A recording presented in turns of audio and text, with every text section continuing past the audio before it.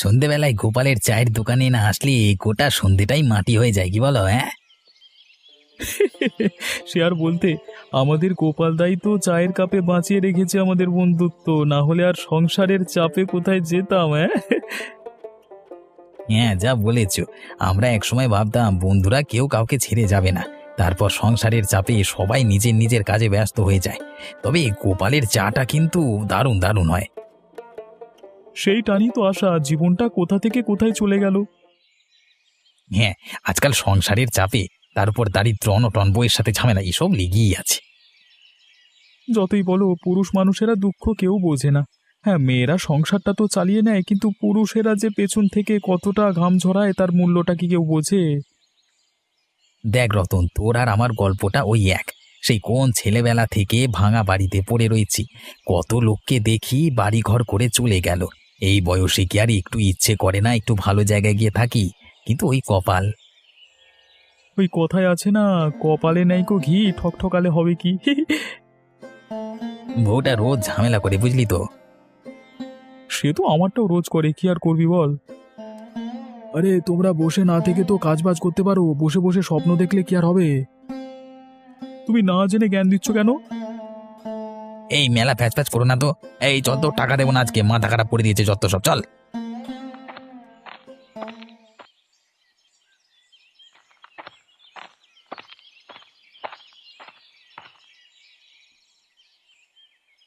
এই নিন আপনার চা।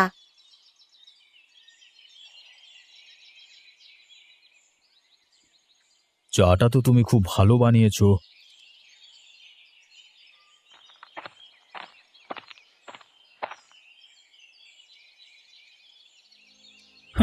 চা ভালো বানিয়েছে না ছাই, চা কিভাবে বানাতে হয় সেই জ্ঞান আছে। যদি একটু শিক্ষা দীক্ষা নিয়ে আসতে বাপের বাড়ি থেকে তাহলে ভালো হতো। চুপ কর না পলাশ। আর কত চুপ করে থাকবো বাবা? তোমার কথা শুনে বিয়ে করেছি। বিয়ে করবার সময় আমার মতামত একবার নিয়েছিলে? সেই কথাগুলো কি এখন না বললেই নয়? কেন, সেগুলো পূজার জানবার কথা নয়? আমি যে শুধুমাত্র তোমার মতে ওকে নিজের বউ করে এনেছি সেটা ওর জানবার দরকার নেই? তুমি কি আমায় নিয়ে খুশি নও? আমার কি ভুল হয়েছে বলো? তুমি নিজেই একটা জলজ্যান্ত ভুল, আলাদা করে আবার কি ভুল হবে বলো? তোমাকে বিয়ে করবার থেকে বড় ভুল আর কি হতে পারে? সারাক্ষণ সেই জন্য আমার মাথাটা গরম হয়ে থাকে। আমি তোকে কিন্তু মানা করে দিচ্ছি পলাশ, পূজাকে নিয়ে এমন কথা তুই বলবি না। তোর কোনো অধিকার নেই ওকে অপমান করবার। তোমারও কোনো অধিকার ছিল না তোমার নিজের পছন্দের মেয়েকে আমার ঘাড়ে চাপিয়ে দেবার। কিন্তু সেগুলো যখন হয়ে গেছে তখন ভেবে আর কি লাভ?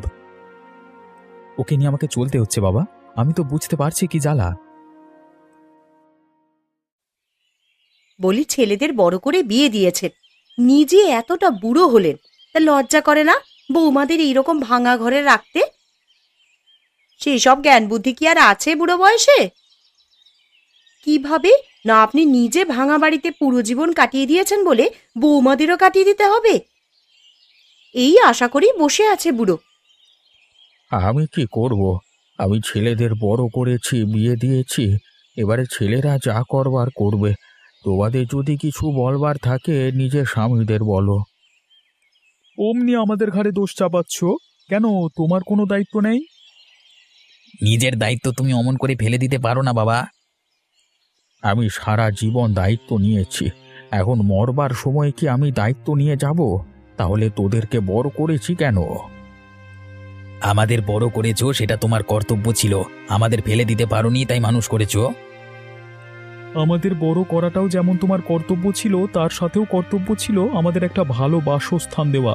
যদি সেটা করতে পারতে তাহলে আজকের দিনটা দেখতে হতো না। অন্ততপক্ষে সারা জীবন টাকা পয়সা না উড়িয়ে যদি কিছু সম্পত্তি করে রাখতে, এই সময় কাজে আসতো। ভাঙা বাড়ি ছাড়া আর কিছু রেখেছো নাকি তুমি? একটা কানাকড়ি কোথাও নেই, শুধু বড় করে দিয়ে কি তোমার দায়িত্ব খালাস? এটা ভেবে দেখো নিজের পরিবারটার ভবিষ্যৎ কি হবে। এরপর থেকে আর আমাদের ঘাড়ে দোষ চাপাবে না, ঠিক আছে?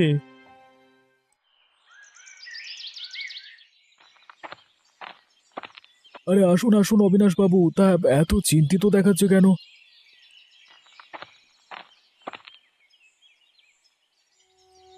জীবনটা বড় কঠিন গোপাল। নিজের কাছের লোকেরা যতটা আঘাত দেয় ততটা আঘাত আর কেউ দেয় না। এই সংসারে কেউ আপন নয়, বুঝলে তো? নিজের রক্তই আপন নয়। কি হয়েছে বলুন তো আপনার?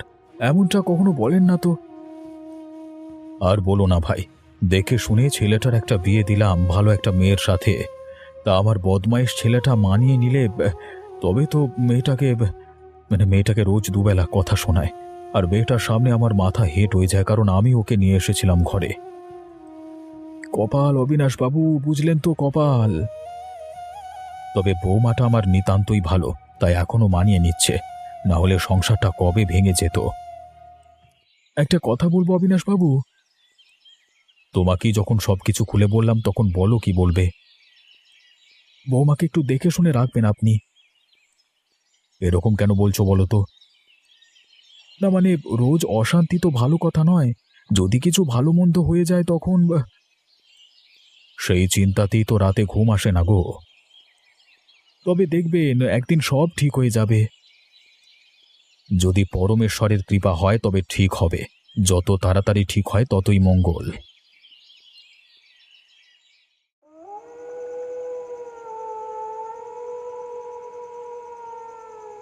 তোমার কোনো যোগ্যতা নেই আমার বউ হওয়ার। এইসব কথা তো তুমি বিয়ের আগেই বলতে পারতে। বলতে পারিনি কারণ বাবা আমার কথা শোনেনি। বাবা তোমাকে আমার বউ করে নিয়ে এসেছে জোর করে। তাহলে কথাগুলো এখন বলে আর কি হবে বলো? দেখো, আমার আর তোমাকে সহ্য হচ্ছে না। কিন্তু বিয়েটা যখন হয়ে গেছে তখন তো সহ্য করতেই হবে, মানিয়ে নিতে হবে আমাদের। দেখবে, চেষ্টা করলে আমরা একটা ভালো জীবন কাটাতে পারবো। সেই চেষ্টাটাই করবার আমার কোনো ইচ্ছে নেই। তাহলে আমার কি হবে? তোমারটা তুমি বুঝে নেবে। কিন্তু আমার প্রতি তোমার তো একটা দায়বদ্ধতা আছে নাকি? সেটা আমি তোমাকে এক্ষুনি বুঝিয়ে দেব। এক্ষুনি বেরিয়ে যাও আমার ঘর থেকে। তুমি আমাকে এমন করে বলতে পারো না। শুধু বলছি না, করে দেখাবো। আমার বাড়ি থেকে বেরিয়ে যাও, এক্ষুনি বেরো।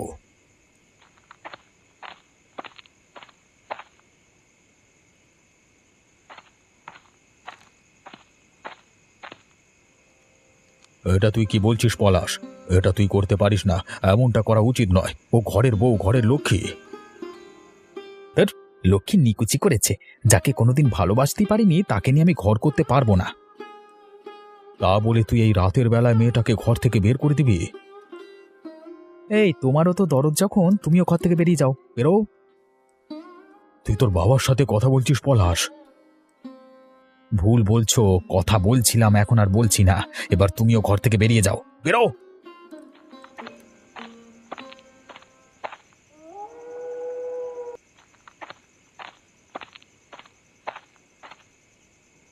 বাবা, তোমার লজ্জা করে না? সারা জীবন আমাদের ভাঙা ঘরে রেখে দিলে। আমাদের কপালে সারা জীবন দুঃখ দিলে বাবা। বাবাও যেমন নিকম্মা, ছেলেগুলোও হয়েছে তেমনই নিকম্মা। আমাদের উচিত এই নিকম্মাধারী শ্বশুরটাকে ঘর থেকে আগে বের করে দেওয়া। তুমি ঠিকই বলেছ ছোট বউ, এইটাকে ঘর থেকে বার করলে তবেই গায়ে জ্বালা জুড়ায়। এ কি বলছো তোমরা? আমার ঘর থেকে তোমরা আমাকে বার করে দেবে? কাজ তো আপনি সেই রকমই করে রেখেছেন। কিছু সহজ সম্বল অন্তত রেখে গেলেই পারতে, তাহলে আর আজকের দিনটা তোমাকে দেখতে হতো না। ঘরের যা হাল, এই হালে তো সংসার করা যায় না। আমি তো বারবার বলেছি, তাতে আমার কোনো দোষ নেই। দোষ নেই বললেই তো আর হয় না। দোষ যে আপনার কত, তা আপনাকে নিয়ে যারা চলছে তারাই বুঝতে পারছে। বর্ষার সময় যে ছাদ থেকে জল পড়ে, সেই খেয়াল আছে? আমরা আর কত করব বাবা? সংসারটা চালাতে গিয়েই মাথার ঘাম পায়ে পড়ছে, আর ঘর বানানোর কথা তো আর মনেই আসতে পারে না। একে এক্ষুনি ঘর থেকে বার করে দাও। বেরোন আপনি ঘর থেকে এক্ষুনি। ওরা ঠিকই বলছে বাবা, তুমি আর এই সংসারে থেকো না, তুমি চলে যাও। আমারও একই মত, তুমি এক্ষুনি বাড়ি ছেড়ে চলে যাও। নিজের সন্তান কেন আজকে বাড়ি থেকে বের করে দিল তাদের বাপকে? হায় ওপরওয়ালা, বেঁচে থাকতে আমাকে এই দিনও দেখতে হলো। ওরা বলছে সংসার সামলে ওরা ঘর বানাতে পারছে না। ওরা এটা বুঝছে না যে ওদের থেকেও খারাপ পরিস্থিতির মধ্য দিয়ে আমার জীবনটা কেটেছে। ওদেরকে এই জীবনটা দিতে গিয়ে আমার মাথার কাম পায়ে পড়েছে। এই বয়সে আমি এখন কোথায় যাব?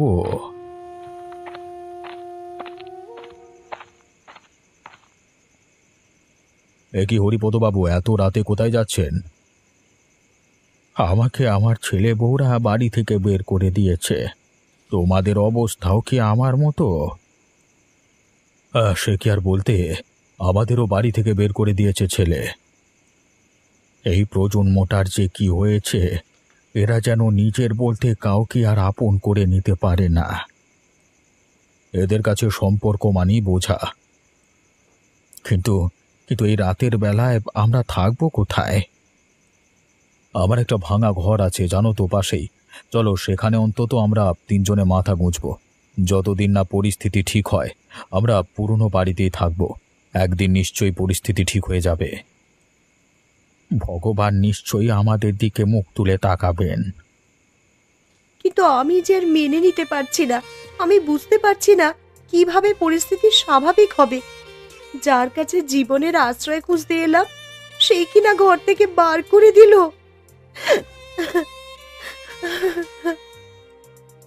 আশা হারিও না মা, একদিন সব ঠিক হবে।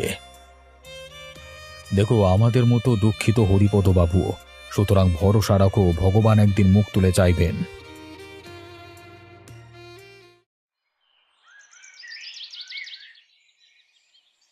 গোপাল কাকা, ভালো করে এক কাপ দুধ চা খাওয়াও দেখি। আরে পলাশ যে, তা কি মনে করে? কেন, চা খেতে আসতে পারি না নাকি? তা পারো, কিন্তু আজকে বৌমা চা করে দেয়নি নাকি? এমনিতে তো আসো না, তাই বলছি। আরে ছাড়ো তো, সে আর বাড়িতে থাকে না। কেন, কি হলো? কালকে রাতে বাপকে আর বউকে ঘর থেকে বের করে দিয়েছি। কি বলছো নাকি তুমি? এত বড় একটা কাজ করলে কেন? নিজের জন্মদাতা বাপকে তুমি বার করে দিলে, আর বউটা সে কি দোষ করেছিল? আরে নিজের কাজ করো না তুমি, নিজের কাজে মন দাও, আমাকে জ্ঞান দিতে এসো না। কোথায় নিজের ভুলটা তুই স্বীকার করবি তা নয়, তার বদলে তুই আমাকে জ্ঞান দিচ্ছিস। দেখো, বেশি কথা বলো না, চা বিক্রি করে খাও। তোমার মুখ থেকে আমি বড় বড় কথা শুনতে চাই না। বেশি বড় বড় কথা বললে দোকান তোমার দুদিনে তুলে দেব। তুই কি ভেবেছিস তোকে আমি ভয় করে চলি? দে না তুলে। তুমি আমাকে ভয় পাও না? আমি ওপরওয়ালা ছাড়া আর কাউকে ভয় করি না। তুই দোকান তুলে দিলে দে, কিন্তু আমি উচিত কথা বলা বন্ধ করব না। তোর যেটা ভুল আমি সেটা তোর চোখে আঙুল দিয়ে দেখিয়ে দেব। তোমার সাহস বড্ড বেড়ে গেছে তো। সাহস আমার বরাবরই রে, তার কারণ আমি কোনো ভুল করি না, আর ভুলকে প্রশ্রয় দিই না। তুই ভুল করেছিস, আমি সেটা তোকে বলছি এবং বলবো। কাল কি কাণ্ড হয়েছে জানো গ্রামে? কোন কাণ্ডটা বলতো? ওই অবিনাশবাবুর কাণ্ডটা? হ্যাঁ, অবিনাশবাবুর সাথে পূজাটাকেও তো।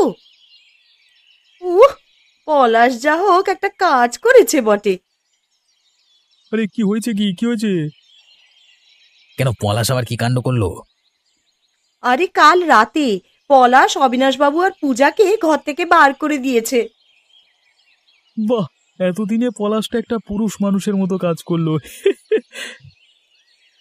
এই না হলে পলাশ এতদিনে বেটা পুরুষ হলো? হ্যাঁ, তা তোমাদের তো আজ আবার খুশির দিন। সে আর বলতে, ওই অবিনাশ কর্মফল পেয়েছে। কাজ করতে করতে একদিন সামান্য ঘুমিয়ে পড়বার জন্য আমাদের কাজ থেকে অপমান করে তাড়িয়ে দিয়েছিল। হ্যাঁ, এখন বুঝুক বেটা কত দানে কত চাল। ওই যে বলে না, কর্মফল। এবার বুড়ো বয়সে বুঝুক বেটারা কর্মফল।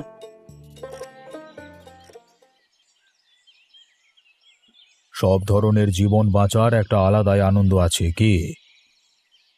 জীবনের দুঃখগুলো গ্রহণ করলেও একটা বাঁচবার স্বাদ পাওয়া যায়। তবে আপনাদের বড় অসুবিধা হচ্ছে। আমি তো গরিব ঘরের মেয়ে, আমার অভ্যাস আছে, কিন্তু আপনারা। গরিব বড় লোকের থেকেও বড় হলো ভালোবাসা। যেখানে ভালোবাসা নেই, সম্মান নেই, সেখানে থাকবার চেয়ে এই ভাঙা ঘরে থাকা অনেক সুখের, অনেক শান্তির। পূজা, তুমি চিন্তা করো না, অবিনাশবাবুর সেবা আমি নিজে করব। আরে না না, আমি এখন কি আর তোমাদের গ্রামের মোড়ল? আমি এখন তোমাদের পরিবারের অংশ। আমরা সবাই এখন এক পরিবার। দুঃখ কষ্ট আমাদের এক করে দিয়েছে। তা একদম আপনি ঠিক বলেছেন অবিনাশ বাবু। তা আজকে কি রান্না হবে পূজা মা? আপনারা যা খেতে চাইবেন আমি তাই রান্না করব। আমি আজকে বাজারে গিয়ে নিজে মাছ কিনে আনবো। সেই মাছের তরকারি রেঁধো তুমি ভালো করে, কেমন? বেশ, আমি তাই করব। জীবনের এই শেষ বয়সে এসে কেমন যেন একটা পিকনিক পিকনিক মনে হচ্ছে। আসলে এত বড় ধাক্কাটা না আসলে কোনোদিন বুঝতেই পারতাম না যে নিজের লোকেরা কখনো কখনো পর হয়ে যায় আর পর হয়ে ওঠে আপন। এই শেষ বয়সে জীবন আমাদের অনেক কিছু শিখিয়ে গেল, আর সেই শিক্ষা মরবার আগে পর্যন্ত ভুলব না। আজ আপনারা আছেন বলেই আমি ভরসায় বুক বেঁধে বেঁচে আছি। যাই হোক, আমি বাজারে যাই, না হলে ভালো মাছ পাওয়া যাবে না। বাজার থেকে মাছ আনি, রান্না করে সবাই মিলে একসাথে জমিয়ে খাওয়া যাবে।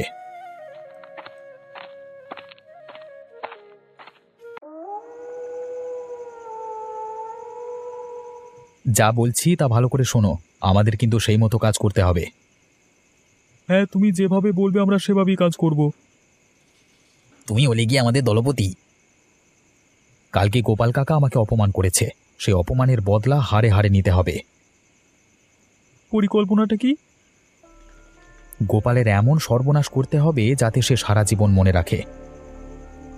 গোপালটা একেবারে সতী সাবিত্রী সাজে বড্ড, একেবারে উচিত শিক্ষা দিতে হবে এবারে। ওর দোকান ওর গর্ব তো, ওর দোকান পুড়িয়ে ছাই করে দিতে হবে। তা কবে করা হবে? শুভস্য শীঘ্রম, আজকে রাতেই করতে হবে। হ্যাঁ হ্যাঁ, চাটু গরম থাকতে থাকতে হাতুড়িটা মারতে হবে, তাই না? না না, একটু ভুল হচ্ছে। আজকে রাতে করলে সব জানাজানি হয়ে যাবে, কারণ লোকে সন্দেহ করবে তোমাকে। আরে আজকে তোমার সাথে ঝামেলা হয়েছে, যদি আজকে ওর দোকান পুড়ে যায় তাহলে সবাই ভাববে যে কাজটা পলাশের। তাহলে কি করা যায়? আমরা কালকে রাতে আগুন দেব, তাহলে লোকে আর সন্দেহ করবে না, সবাই ভাববে আগুন এমনি এমনি লেগেছে। তবে সেটা করাই ভালো হবে। এই পরিকল্পনা অনুযায়ী কালকে কাজ করা হবে। তারপর গোপাল বুঝবে বেটা কত ধানে কত চাল।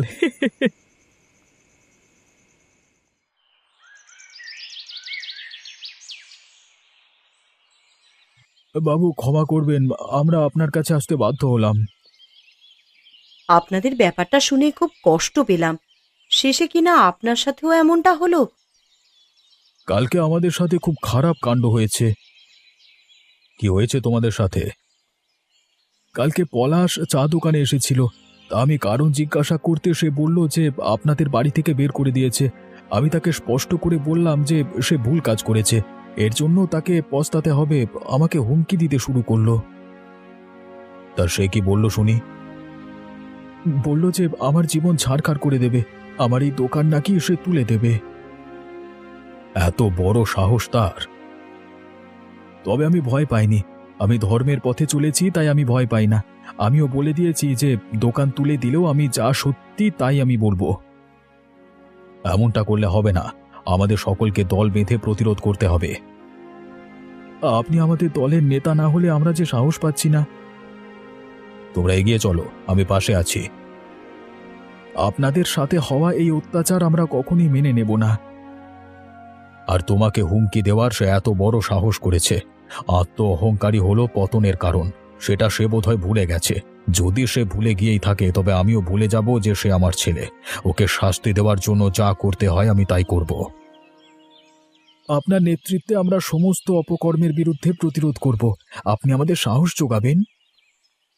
আমাদের সকলকে একজোট হয়ে এগিয়ে যেতে হবে। ভেঙে দেবে একটা দোকান। বাঁশটা এগিয়ে দাও তো। আজকে তো হারে হারে দেখাবো, ভাঙ দোকানটা আজকে, ভেঙে গুড়িয়ে দে সব। আরে আগুনটা লাগাও, আগুনটা লাগাও।